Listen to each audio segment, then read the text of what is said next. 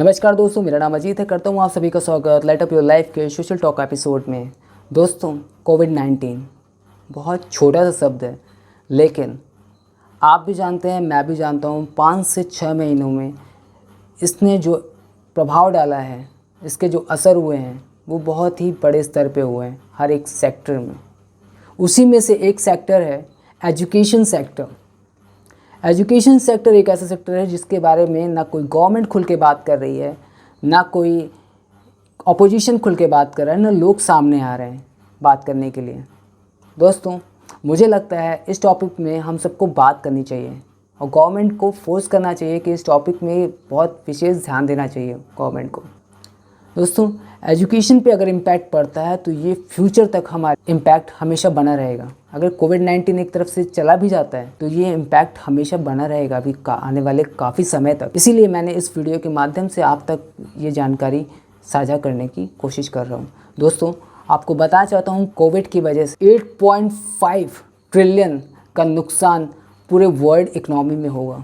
और आपको ये भी जान के हैरानी होगी, जो यूएन की संस्था है FAO और यूनिसेफ, इन्होंने दावा किया है कि 130 मिलियन लोग जो है हंगर से, भुखमरी से प्रभावित होंगे। दोस्तों, आज हम इन्हीं सब टॉपिक्स में बात करेंगे और आपके बीच इस वीडियो के माध्यम से हम ये चीज़ को जानने की कोशिश करेंगे, एनालाइज करेंगे कि इससे जो होने वाले प्रभाव हैं, इसमें कैसे इससे बचाव किया जा सकता है, ठीक है, इसके सॉल्यूशंस क्या हैं, इन सब सारे टॉपिक्स के बारे में बात करेंगे आने वाले कुछ मिनटों में। चलिए आइए देखते हैं।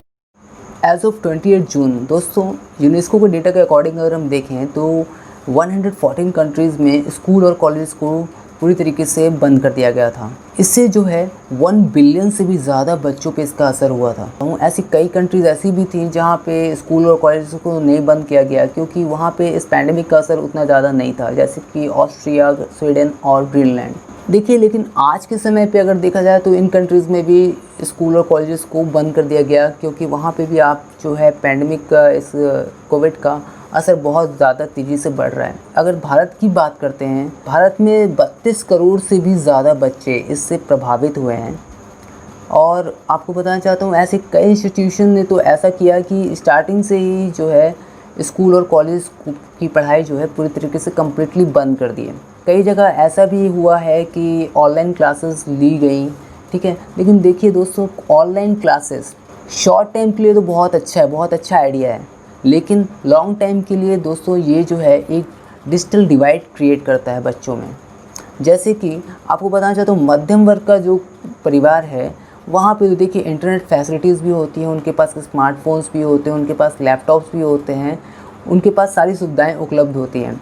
लेकिन जो उससे भी नीचे स्तर पे थोड़ा आते हैं, उन बच्चों के पास ना स्मार्टफोन्स होते हैं, लैपटॉप्स होते हैं, ना उनके पास इंटरनेट फैसिलिटीज़ होती हैं।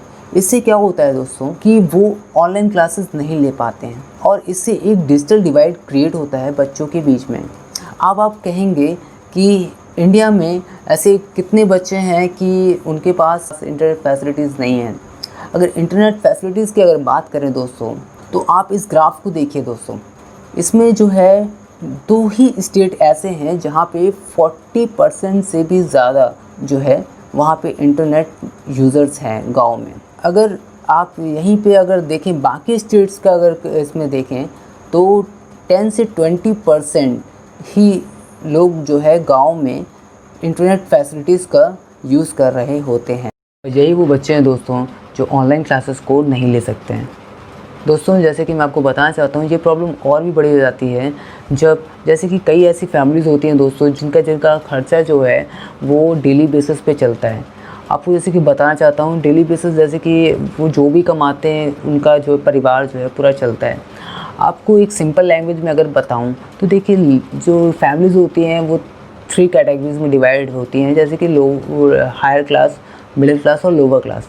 हायर क्लास की तो देखिए इस पैंडेमिक में बात छोड़ दीजिए, उनके पास बहुत सारे पैसे होते हैं, वो सर्वाइव कर जाएंगे। अगर मिडिल क्लास की अगर हम बात करें तो मिडिल क्लास में भी देखिए 2 कैटेगरी डिवाइड होती है, ठीक है। जैसे कि एक जो कैटेगरी होती है देखिए हायर मिडिल क्लास, ठीक है। तो उनकी भी बात छोड़ दे, वो जॉब्स में होते हैं या उनके पैसे कहीं ना कहीं इन्वेस्टमेंट होती है, उनसे उनको कोई दिक्कत नहीं होती है। अब आते हैं लोअर मिडिल क्लास में दोस्तों। लोअर मिडिल क्लास से ही प्रॉब्लम जो है स्टार्ट होती है। लोअर मिडिल क्लास में क्या होता है दोस्तों कि देखिए, कुछ तो फैमिलीज़ ऐसी हैं कि चलिए 2-3 मतलब साल की जो सैलरी है वो उसको सेव करके रखते हैं, वो भी सर्वाइव कर जाएंगे कैसे भी करके।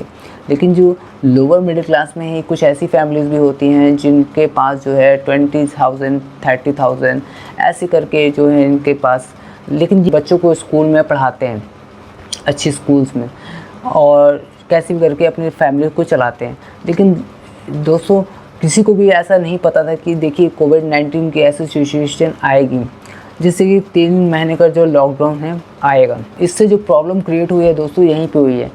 अब जो ये फैमिलीज़ हैं, अब इनके पास दोस्तों सेविंग्स बची ही नहीं है। बहुत से ऐसे लोग हैं जिनके पास अब सेविंग जो है ख़त्म हो चुकी है, ठीक है। और यही लोग जो है दोस्तों कोविड-19 के इकोनॉमिक इम्पैक्ट की वजह से पॉवर्टी में ढकेल दिए जाएंगे। क्या ये फैमिलीज़ अपने बच्चों को अब स्कूल भेजेंगे? वो चाहें कि उनका बच्चा जो है कहीं जाए और पैसे कमा के लाए, और वो बच्चों को जो है काम करने के लिए भेज देंगे, क्योंकि उनके पास दोस्तों पैसे ही नहीं होंगे। आपको बताना चाहता हूँ कि एनएसएस के डेटा के अकॉर्डिंग अगर हम देखें तो जो स्कूल के बच्चे होते हैं गांव के, वो स्कूल बीच में ही ड्रॉप कर जाते हैं, और उसके 2 रीज़न हैं। और वो टॉप रीज़न दोस्तों हैं, एक होता है फाइनेंशियल कॉन्स्ट्रेंट जो उनकी फैमिली में ही होता है, दूसरा है दोस्तों इकोनॉमिक वर्क। और यही 2 केस हैं जो कोविड-19 के केस में भी एप्लीकेबल होंगे। जब स्कूल कॉलेजेस खुलेंगे तो मध्यम वर्ग का जो बच्चा है वो तो स्कूल जाएगा, लेकिन यही जो बच्चे हैं, ये बच्चे जो है चाइल्ड लेबर के लिए ढकेल दिए जाएंगे आने वाले समय में। और मुझे ये लगता है कि लॉन्ग टर्म प्रॉब्लम होगी, इसलिए मैंने सोचा कि इस टॉपिक में बात की जाए लोगों से। और मेरे को लगा कि यही सही समय है कि इसमें बात करके अगर एक अवेयरनेस ला सकता हूँ, तो इसीलिए मैंने ये वीडियो को आप तक साझा किया। और अगर हो सके तो इस वीडियो को शेयर भी करिएगा। अब दोस्तों बात करते हैं हम फ़ीस हाइक की। फ़ीस हाइक दोस्तों बहुत ही मेजर इशू है दोस्तों। ये आपको बताना चाहता हूँ कि इससे जो बच्चे हैं आज के टाइम पे, इस पैंडमिक के दौर में, वो बच्चे और भी स्ट्रेस में जा रहे हैं दोस्तों, और पेरेंट्स भी उनके साथ साथ स्ट्रेस में जा रहे हैं। आपको बताना चाहता हूँ कई जगह पे तो देखिए क्लास कंडक्ट भी नहीं की जा रही हैं, और फीस जो है हाइक करते ही जा रहे हैं। एक एग्जांपल एक और देता हूँ आपको। और कई जगह पे देखिए क्लासेस ली भी जा रही हैं, लेकिन वहाँ पे भी एक तरीका है फीस को लेने का। अब जस्ट एज्यूम करिएगा जो मैं आपको बताने जा रहा हूँ। एक अभी रिसेंटली में मेरे एक फ्रेंड है, वो MBA कर रहे हैं पुणे से। अब उनकी जो फ़ीस है वो है 3 लाख रुपए, ठीक है, पर सेमेस्टर। ठीक है, फ़ीस कैसे ली जा रही है और फिर प्राइवेट ऑर्गेनाइजेशन कैसे फ़ीस ले रहे हैं, किस वे में ले रहे हैं। तो वो क्या कर रहे हैं कि ऑनलाइन क्लासेस ले रहे हैं। उनके जो पिछले एग्ज़ाम्स हैं वो ऑलरेडी पेंडिंग है, और अभी नए जो नेक्स्ट सेमेस्टर की है उनकी वो तैयारी करना चालू कर दी है। अब क्या कर रहे हैं वो कि फ़ीस लेने के लिए बच्चों को ऑनलाइन क्लासेस दे रहे हैं, और उनको कह रहे हैं कि आप लॉगिन करो और ऑनलाइन क्लासेस लो। अब वो लॉगिन जब कर रहे हैं तो उनको जो है लॉगिन पासवर्ड उनका लॉगिन ही नहीं हो रहा है। क्यों नहीं हो रहा है? क्योंकि उन्होंने फ़ीस नहीं जमा की है। जब वो कॉलेज फ़ोन करते हैं तो उनसे बोलते हैं कि आप पूरी फ़ीस जमा कर दो, तभी आप ऑनलाइन क्लासेस ले सकते हो। दोस्तों आपको बताना चाहता हूँ, NSSO 2014 के अकॉर्डिंग जो हमारे देश में जो एक मिडिल क्लास फैमिली है, ठीक है, उसमें एक हस्बैंड, एक वाइफ और उनके 2 बच्चे जो स्कूल जाते हैं, उनकी जो साल भर की इनकम होती है, ठीक है, उसका वो 20% ही अपने बच्चे की पढ़ाई में लगाते हैं। एक बार एज्यूम करके देखिएगा कि ये इनके लिए पैसे कितने मायने रखते हैं। दोस्तों आज के ऐसे टाइम पे देखिए फ़ीस को इस तरह से हाइक करना लीगल नहीं है, सही नहीं है। इसको लेकर तो कई जगह पे ऐसा हुआ दोस्तों कि पेरेंट्स जो है सुप्रीम कोर्ट तक चले गए अप्रोच करने के लिए। और वहाँ पे देखिए आपको पता चले तो कई ऐसी गवर्नमेंट भी है हमारी, जैसे कि आसाम, महाराष्ट्र और दिल्ली। इन गवर्नमेंट्स ने तो एक्शन भी लिया इसके रिगार्डिंग। इवन महाराष्ट्र में तो ऐसा हुआ कि वहाँ पे तो ये कह दिया गया कि आप अगर फ़ीस से हाइक करते हो तो आपके ऊपर जो है पेनल्टी चार्ज की जाएगी। कि कुछ प्राइवेट ऑर्गेनाइजेशन ऐसे भी हैं जो बोल रहे हैं कि हमको फ़ीस पे करने के लिए मतलब हमको अपने स्टाफ को पैसे देने के लिए फ़ीस चाहिए होगी, तभी हम उनको पे कर पाएंगे। दोस्तों आपको बताना चाहता हूँ, ये तो एक मार्जिनल स्कूल जो बजट स्कूल होती चलिए उनकी प्रॉब्लम मैं मान सकता हूँ, स्कूल कॉलेजेस की। लेकिन जो बड़े बड़े इंस्टीट्यूट्स हैं, बड़े बड़े कॉलेजेस हैं, बड़े बड़े स्कूल्स हैं, जिनकी जो फ़ीस है वो भी है अच्छी खासी होती है, आप भी जानते हो। और उनका जो डोनेशन होता है दोस्तों, वो होता है 3 से लेके 15 लाख तक।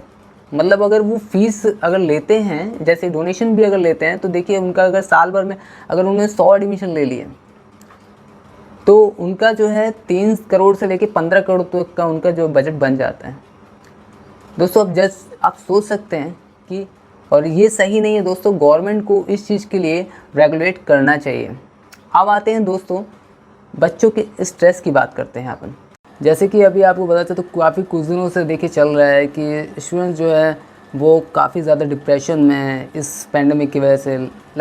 जैसे कि अगर एक स्टूडेंट के पर्सपेक्टिव से आपको बताऊं, ठीक है, क्योंकि मैं भी एक स्टूडेंट हूँ तो इसमें ज़्यादा बेटर वे में आपको समझा सकता हूँ। जैसे कि देखिए क्या हो रहा है दोस्तों कि कई तरह के सवाल है बच्चों के मन में कि एग्ज़ाम्स होंगे कि नहीं होंगे, एग्ज़ाम्स होंगे तो कब होंगे, क्या हमें ग्रेडिंग सिस्टम से अगर पास किया जा रहा है तो क्या मेरे लिए फ़ायदेमंद होगा, ऐसे कई तरह तमाम सवाल हैं।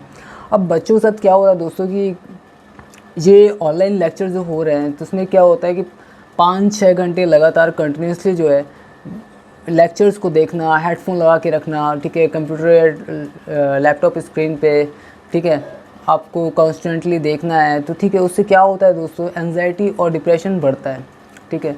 तो बच्चों के अंदर जो है ना ये चीज़ें जो है डिप्रेशन लेके आ रही है दोस्तों।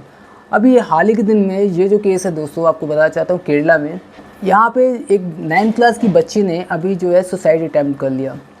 उसका रीज़न क्या था, बेचारी ऑनलाइन क्लास लेक्चर्स नहीं ले पा रही थी पास, क्योंकि ना उसके पास इंटरनेट फैसिलिटी थी, ना स्मार्टफोन था, ना मोबाइल, तो जिसकी वजह से वो बच्ची जो है डिप्रेशन में चली गई क्योंकि वो क्लास नहीं ले पा रही थी। इसलिए दोस्तों आपको बताना चाहता हूँ, एजुकेशन अगर आपकी सही होगी, ठीक है, तो आप जो है देखिए नेगेटिव इम्पैक्ट में नहीं जाएंगे, ठीक है। तो मैं रिकमेंड करूँगा हर एक पेरेंट्स को कि प्लीज़ अपने बच्चे का मेंटल सपोर्ट उसको करें, ठीक है, उसकी बातों को समझे, उसको जहाँ भी प्रॉब्लम हो रही है उसका सपोर्ट करें, ठीक है। अब आते हैं प्राइमरी स्कूल्स की बात करते हैं। प्राइमरी स्कूल के बच्चों के साथ तो दोस्तों आपको बताना चाहता हूँ शॉर्ट टर्म सोल्यूशन भी नहीं है, क्योंकि ये बच्चे इतने छोटे होते हैं कि इनके साथ देखिए एक इमोशनल बाउंड होना, सोशल इमोशनल बाउंड, और इनके साथ जो है टीचर्स का कांटेक्ट होना, इन सारे इम्पैक्ट्स को देखते हुए कई सारी कंट्रीज़ ने तो ऐसा भी किया कि स्कूल को रीओपन किया गया वहाँ पे। जैसे कि आपको बता चाहता हूँ डेनमार्क में कुछ सेफ्टी प्रिकॉशंस के साथ में, ठीक है, एक फ़िज़िकल डिस्टेंस के साथ में जो है स्कूल्स को रीओपन किया गया। और आपको बताना चाहता हूँ आने वाले समय में भी देखिए स्कूल्स को कैसे भी करके इंडिया में भी इस चीज़ को गवर्नमेंट को एवल्यूट करना पड़ेगा। इसमें भी दोस्तों कई सारे ऐसे सवाल हैं, जैसे कि क्या स्कूल्स को रीओपन करना एक बेटर सोल्यूशन है।